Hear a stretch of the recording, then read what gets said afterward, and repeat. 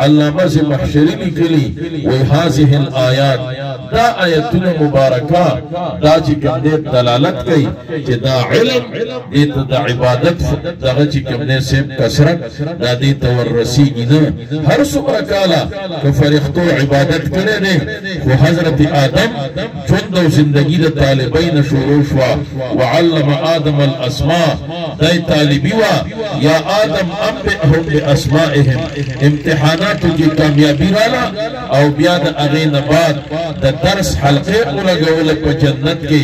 تاغی پا وجہ دا اغی علمی برترائی پا وجہ دے مسجود الملائکہ خدای چکم نے سیب گرزولے دے نو پا دے وجہ مان دے محترم و عیزانو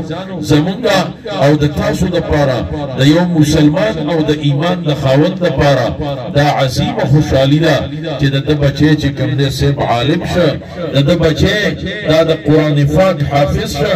دا امام ابو حنیفہ دا بخاری دے شارحین تذکرہ کرنے دا